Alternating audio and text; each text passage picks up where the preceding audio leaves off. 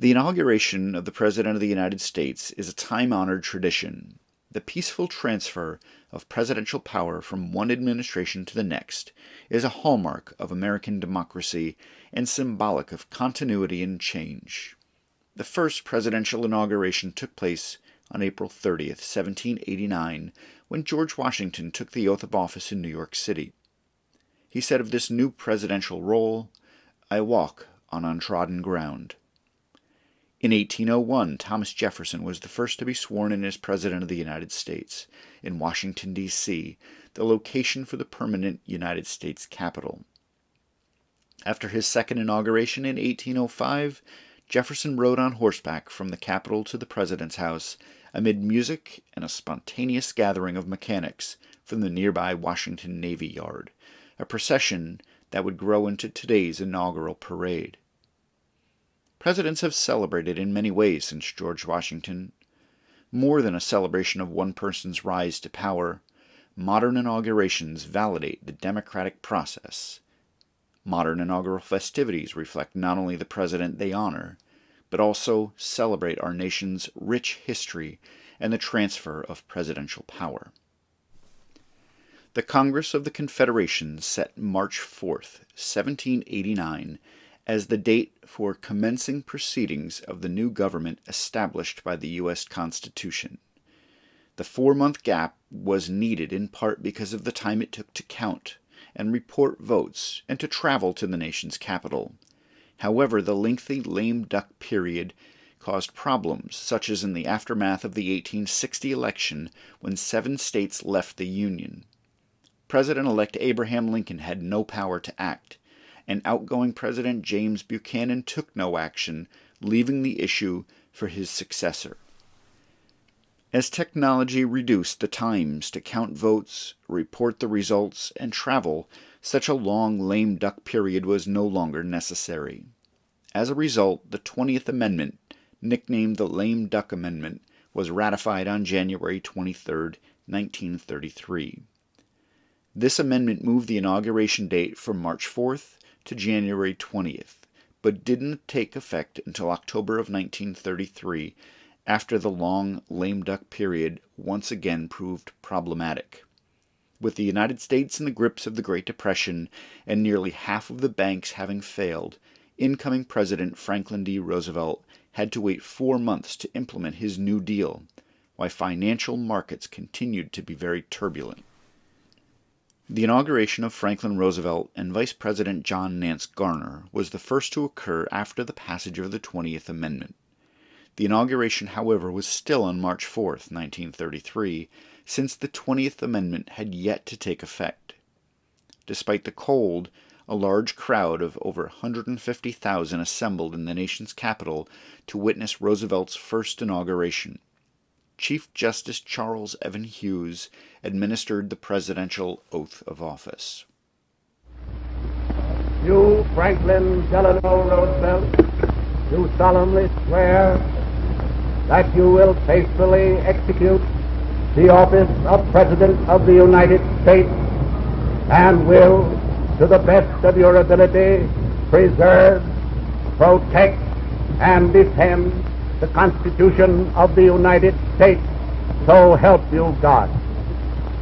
I, Franklin Delano Roosevelt, do solemnly swear that I will faithfully execute the office of President of the United States and will, to the best of my ability, preserve, protect, and defend the Constitution of the United States, so help me God. Roosevelt took the oath with his hand on his Dutch family Bible dating to 1686, open to Corinthians 13:13. 3 things will last forever: faith, hope, and charity, and the greatest of these is charity. Roosevelt's 20-minute inaugural address began with a paragraph of hope for the nation, where he uttered those now famous words. It's my firm belief that the only thing we have to fear is fear itself. Near the end of his address, he declared war on the Great Depression. But in the event that the Congress shall fail to take one of these 2 courses, In the event that the national emergency is still critical, I shall not evade the clear course of duty that will then confront me.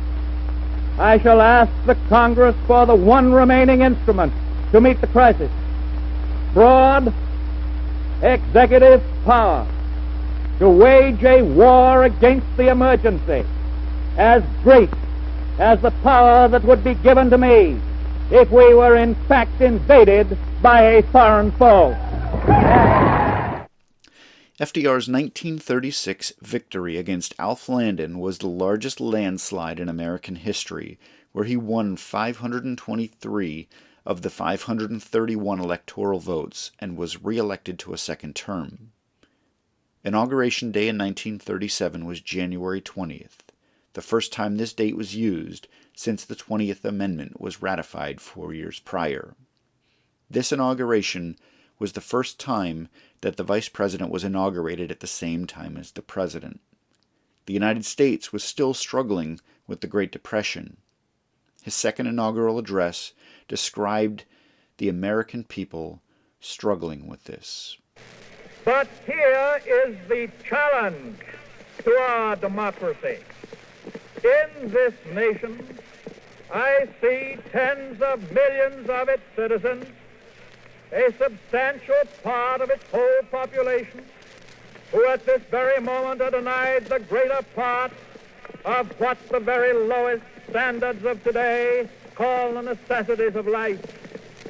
I see millions of families trying to live on income so meager that the pall of family disaster hangs over them day by day. I see millions whose daily lives in city and on farm continue under conditions labeled indecent by a so-called polite society half a century ago. I see millions denied education, recreation, and the opportunity to better the lot of themselves and their children.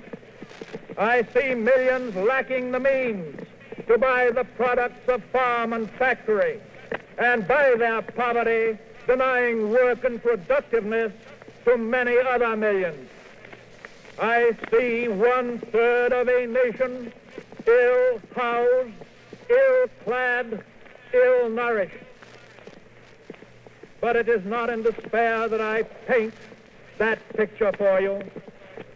I paint it for you in hope, because the nation, seeing and understanding the injustice of it, proposes to paint it out.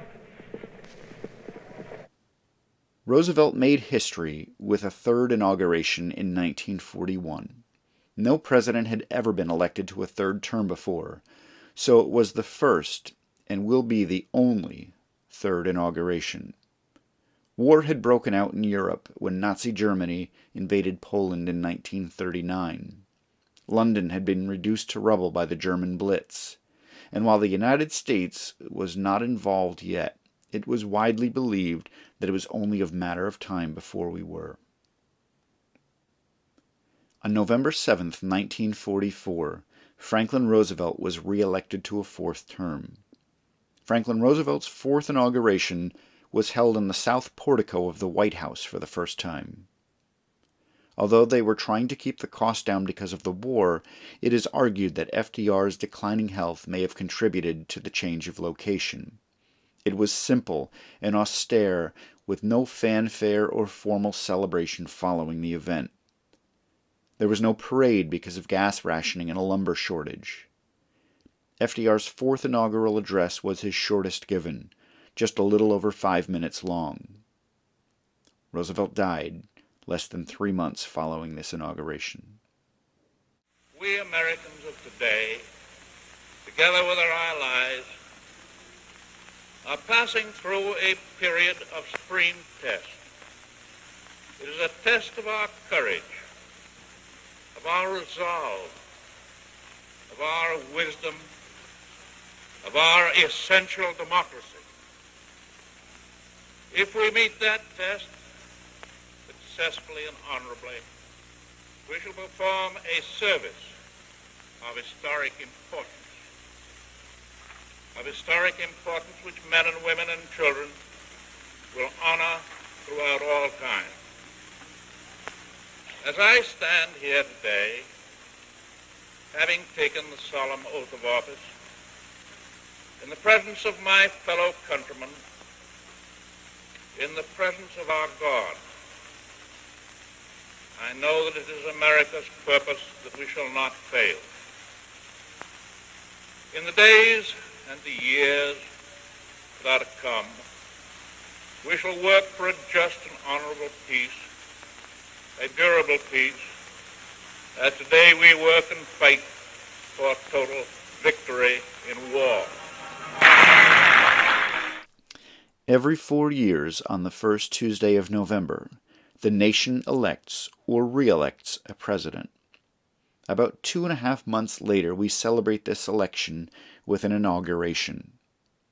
Each swearing-in ceremony truly marks the beginning of a new phase in American politics. It is a tribute to our forefathers that a successful election leads, time and again, to a peaceful transition of power to the successor.